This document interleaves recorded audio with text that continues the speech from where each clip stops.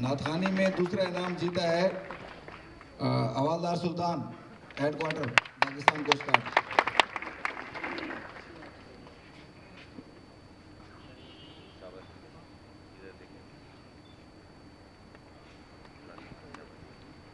और नाथखानी में पहले नंबर पर आए हैं सूबेदार तारिक इकबाल।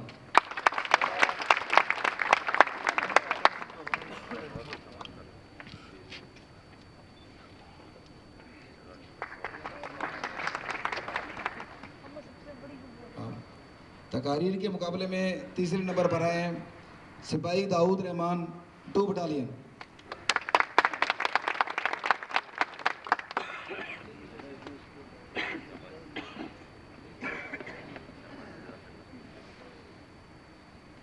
दूसरे नंबर पर सिपाही हाफिज अमीर हुसैन।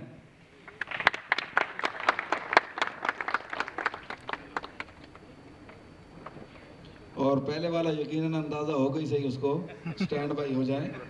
सामने आओ, तस्वीर बनाओ भाई।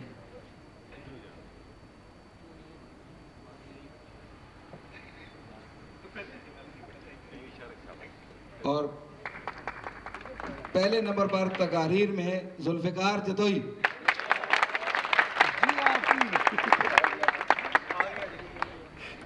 तो सवाल तो गलत है, पर इनाम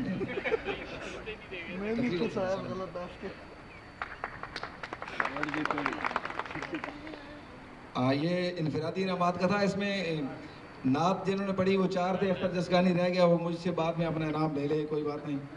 और तकरीर करने वाले भी जो रह गए वो भी मुझसे ले गए। हाँ, इसके बाद क्विज कंपटीशन में तीसरी पोजीशन हासिल की है टीम ए ने।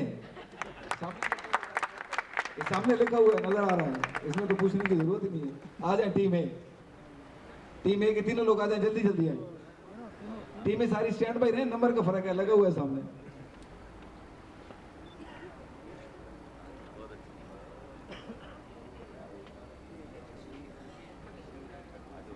जल्दी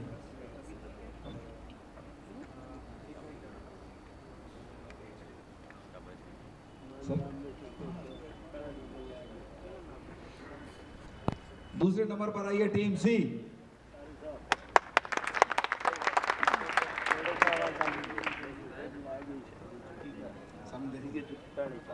क्या हो रहा है? पापा ये देखिए इनको क्या हो रहा है?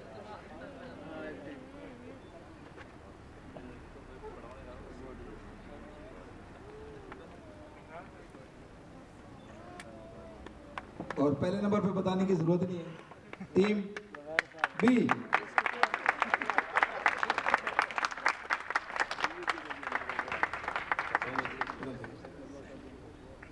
ये टीम जो बी की जीतने की वजूहत है वो है शायाज।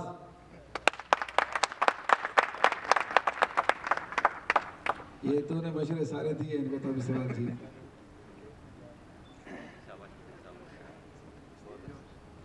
इसके बाद वो तीनों नात खान जिन्होंने नात और पढ़ी और आ जाए। अदील आ जाए, छोटा नाना नात खान, अदनान भी आ जाए, हाफिज सलमान कादरी साहब भी आ जाए। तरतीब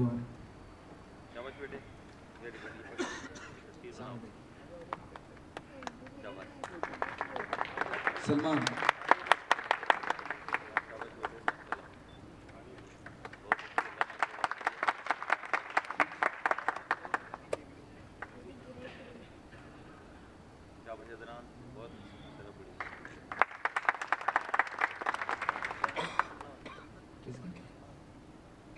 तिलावत की थी हाफिज साजिद, बताते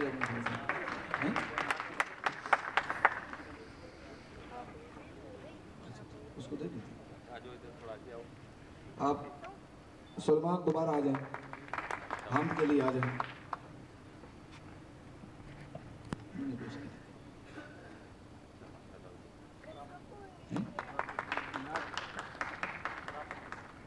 ड्राफ्ट मैन शाह मोहम्मद जल्दी आए। इन्होंने सर हमारी मदद की ये किताबें पैक कराने में। और ये स्टेज हेडक्वार्टर से तल्लक है, इनका हेडक्वार्टर पाकिस्तान कोस्ट गार्ड से हर साल शिरकत करते हैं।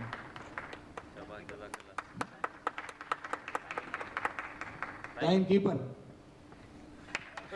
हवालदार अरशद। जल्दी कोई नहीं सर, हमारी बताइए। स्कोरर सिपाही फैज जल्दी।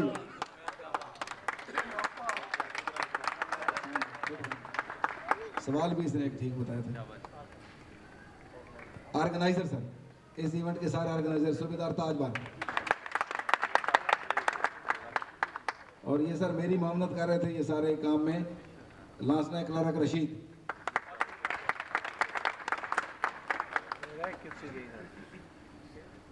और अब मैं सर से कमांडर राशिद गफूर से उसी मेरीन विंग से गुजारिश करूंगा कि वो सर को किताब पेश करें, डीजी साहब को। ये सर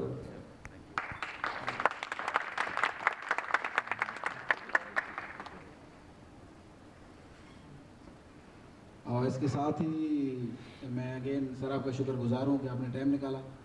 और सर राशिद ने भी, कमांडर राशिद ने उसी मेरीन विंग की SCSM में आज ही ज्वाइन किया है।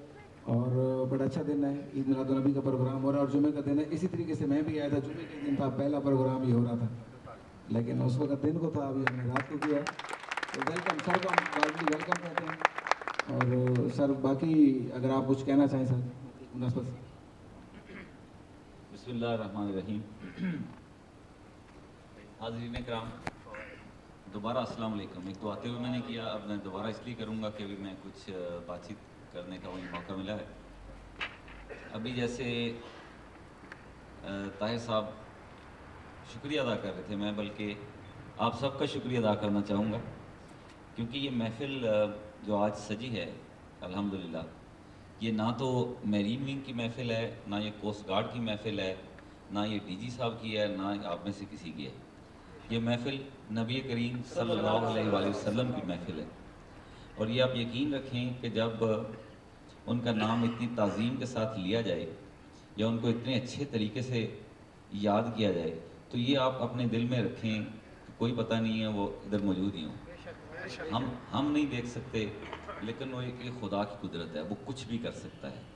तो अगर इतनी मोहब्बत से जिन लोगों ने आके ऊपर बातचीत की है, तकरीर की है, नात ख़ानी की है, हमदगोई की है या सवालों के जवाब दिए हैं, उसके पीछे कितनी तैयारी की है, ये सब चीज़ें हम सब को नहीं पता, लेकिन अल्लाह ताला की ज़ात को पता है, जो दिलों के हाल भी जानता है, बातन भी जानता है। तो मैं आप सबको ये बात कहूँगा कि शुक्रगुजार आप सब हों कि ऐसी महफ़िल में जिसमें कोई लालच नहीं, जिसमें कोई दुनियादारी नहीं, जिसमें कोई नौकरीबाजी नहीं, आप सब जितने भी चल के आए हैं अपने आप को खुशकिस्मत समझें कि आप इस महफ़िल का आज हिस्सा बने। और हम सब, अभी जैसे मैंने कहा कि ये मेरीन की महफ़िल नहीं ना मेरी है, तो हम सब बल्कि मिल के जितने भी हाज़रीन हैं, जिनको अल्लाह पाक ने ये शरफ़ दिया है कि आज इस रात को अपने घरों से निकल के, कमरों से निकल के तैयार साफ़ होकर वज़ू करके यहाँ बैठें, मेरी दुआ है कि अल्लाह इन सब की नेक हाजात अल्लाह ताला पूरी करे, आमीन। और ये हाज़री कबूल करे, आमीन। और ये हाज़री रोज़े क़यामत भी लगे कि जब हजूर सल्लल्लाहु अलैहि वसल्लम का झंडा लहरा रहा हो तो हम सब उसके नीचे खड़े हों, आमीन। तो ये चीज़ याद रखें। हम इस काम के लिए उन ऑर्गेनाइज़र के बल्कि शुक्रगुजार है जिन्होंने इतना अच्छा बंदोबस्त किया। ये बहुत अच्छा किया कि मेरीन विंग ने इन सबको, जितने ऑर्गेनाइज़र हैं, इनको भी कुछ ना कुछ दिया है। ये तो बहुत छोटे से तहफ़ हैं, लेकिन मैं आपको ये बता दूं, जितने भी ऑर्गेनाइज़र्स हैं या ज्यूरी है या हमारे ख़तीब साहबान हैं या हाफिज़ कराम सारे बैठे हैं, ये सब के लिए मेरी तरफ से खुसूसी दुआ है कि अल्लाह ताला इनकी इस काविश को कबूल फरमाए, आमीन। दूसरी बात मैं एक और ये कहूँगा कि एक चीज़ याद रखिए कि हजूर सल्लल्लाहु अलैहि वसल्लम की ज़ात वो सिर्फ अक़वाल नहीं थी बल्कि अफ़आल थी। एक चीज़ को गौर से सुने इस बात को कि अफ़आल उनकी ज़ात थी, यानी उन्होंने कुछ वो नहीं कहा जिस पर अमल करके नहीं दिखाया, कोई बात उन्होंने ऐसी नहीं कही जिस पे खुद अमल नहीं किया। ये चीज़ याद रखें। तो असल चीज़ अमाल की है। कहने को हम सब लंबी लंबी तकरीरें भी करते हैं, लंबी लंबी तकरीरें सुनते भी हैं, लेकिन अमल को याद रखें, क्योंकि आखिरत पे भी बख्शिश और आखिरत पे हिसाब किताब भी हमारे इमाल का होना है। नाम तो हम नबी पाक सल्लल्लाहु अलैहि वसल्लम का लें, नाम हम सहाबा कराम का लें लेकिन अमाल हमारे गैर मुस्लिमों जैसे हों तो ये बात नहीं बनेगी। एक चीज़ याद रखिए कि हजूर सल्लल्लाहु अलैहि वसल्लम ने अगर सब्र की तलकीन की तो ख़ुद ताइफ के पहाड़ों में लहू लुहान होकर भी ज़ालिमों के लिए बद्दुआ नहीं की।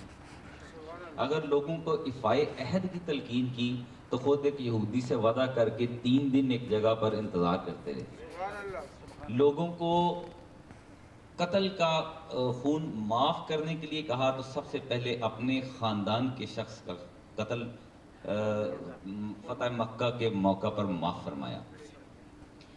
और ये भी याद रखिए कि अगर किसी सहाबा ने जंग खंदक के मौका पर आप अपने पेट से बंधा हुआ एक पत्थर दिखाया कि भूख की वजह से बंधा हुआ है, तो याद रखिए कि दामने नबूवत उठता है और चश्मे फलक ये नज़ारा करती है कि आसमान पर फरिश्ते जिस हस्ती की तकदीस के तराने गाते हैं, ज़मीन पर उसके पेट से 2 पत्थर बंधे हुए। ये याद रखिए, ये अफ़ाल है, ये अक़वाल नहीं है, कहने वाली बात नहीं है, इमाल की बात।